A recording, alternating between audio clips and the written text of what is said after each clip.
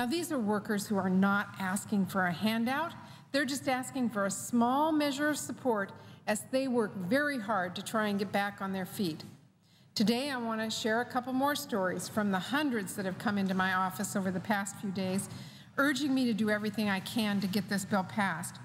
Mr. President, I heard from a woman named Loretta Messick. She lives in Auburn, Washington, and she sent me a message just yesterday. Now, she told me that she's been working for more than 25 years, but she was recently laid off for the first time ever in her career. She said she is desperately looking for work, but she's not sure she's going to be able to find any before her benefits run out. She is working with her bank, she told me, to try and adjust her mortgage payments, but she told me that if unemployment runs out, she fears that her family is very much in danger of losing their home. And Loretta's not alone. I also got a story from a woman named Patricia Obrist. She lives in Renton, Washington. Patricia and her husband both had jobs in the construction industry. They both had good jobs, she told me, but they were laid off when businesses slowed down for the companies they worked for.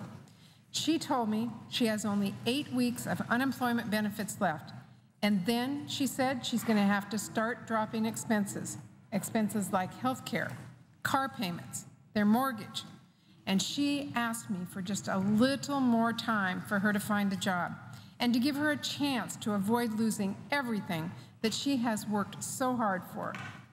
Mr. President, for Loretta, for Patricia, for their families, and millions more like them, these questions haunt them every day. What will we do if support runs out? Where will we go when our savings are exhausted? When the credit cards payments can no longer be met?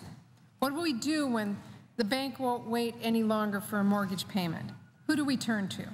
Well, Mr. President, in a time of national crisis, it is our job to make sure that we are answering those questions, and we can by helping to provide a bridge to financial stability. We cannot sit on the sidelines. Doing so would only compound the problems we already face. More families will be pushed into bankruptcy.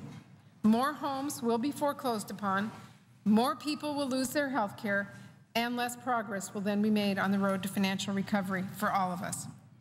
Mr. President, we can't sit by as working families are pushed to the brink by a financial crisis that they did not create, but they are paying for.